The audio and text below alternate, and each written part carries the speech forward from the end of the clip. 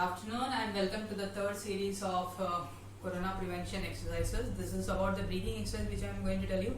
Last video में आपने देखा था कि लंग्स का एनाटॉमी दैट इज उसमें 3 लोब्स होता है, ऊपर, नीचे और बीच में, right. So now what I am going to tell you is आप लोग को एक याद रखना है कि जब इन्फेंट इज बॉर्न, जब एक बेबी इज बॉर्न, तो he is born with abdominal breathing. जब आप देखेंगे उनका ब्रीदिंग पैटर्न, तो वो अब्डोमिनल ब्रीदिंग करते हैं बच्चों लोग. जैसे आप लोग ने उसमें भी देखा कि डायफ्राम जब वो कॉन्ट्रैक्ट करता है, डूम शेप को नीचे लेके आता है, तो it gives a pressure on the abdomen में प्रेशर देने से क्या होगा, अब्डोमेन बाहर की तरफ निकल आ जाएगा. जब हम सांस लेते हैं तो अब पेट जो है वो बाहर की तरफ जाता है, राइट. तो इसके क्या कारण, इससे क्या होगा, इसका अपना लंग्स में एक्सपेंशन होएगा. दूसरी बात, अपना डाइजेशन के लिए भी अच्छा है. इट गिव्स सूदिंग मूवमेंट, ऊपर नीचे होता है.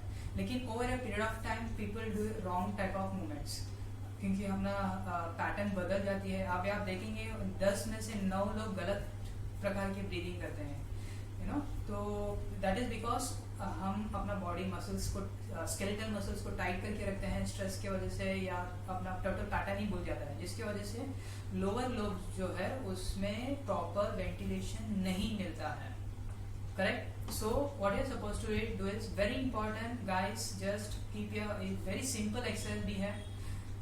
पेट में जस्ट हाथ रखना है and to take deep breathing.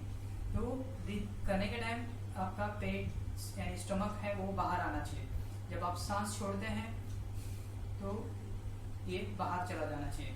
और याद रखिए this should not be done immediately after the food. खाना खाने के बाद इमीडिएटली आप नहीं करते हैं. एटलीस्ट आधा घंटा या 1 आवर के बाद you can do this breathing exercise, right. मैं ये एक्सरसाइज में थोड़ा सा एलाबरेट करूंगा, लास्ट में सो के भी एक बता दूंगा.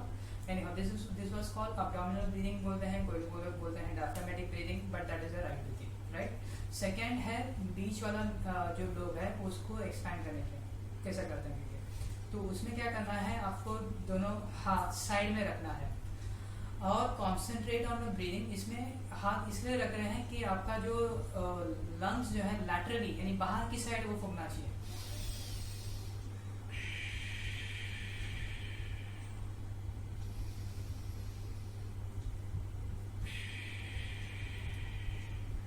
लंबा सांस ले रहा हूँ, छोड़ रहा हूँ. कोई लोग होल्ड भी कर सकते हैं, that is well and good.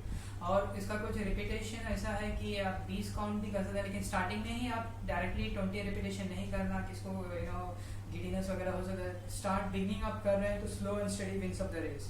तो पहला दिन आप 2 रिपीटेशन करो, 5 रिपीटेशन करो if you are comfortable, and gradually then increase exercise, right. So that was the second exercise, keeping the hands on the sides of the chest and do inhaling and exhaling. Now the third one is आपका जो collar bone है उसके नीचे आपको हाथ रखना है और लंबा सांस लेना है. इसमें छाती आगे की तरफ आना है, in front, it should come in front.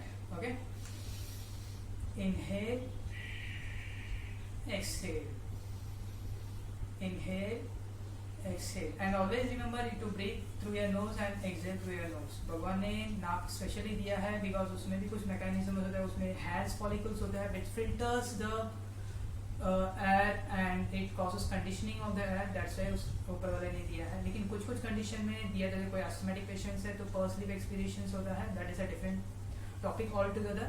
लेकिन as far as possible you are supposed to take breathe in and out through their nostrils, right. Now अभी diaphragmatic का मैं just lying down भी बता रहा हूँ. इसमें क्या होता है, you just lie down, आपका पैर को bend करके रखना है और ये जो बुक्स देख रहे हैं आप उसके ऊपर रख सकते हैं.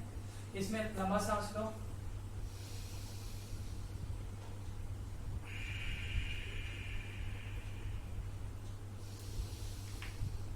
इसमें आप देख रहे हैं कि there is movement of the book, you know, वो ऊपर जा रहा है, नीचे की तरफ जा रहा है, राइट. कोई लोग इसमें ऊपर उसको स्ट्रेंथनिंग रेजिस्टेंस करने के लिए उल्टा सो के भी कर सकते हैं.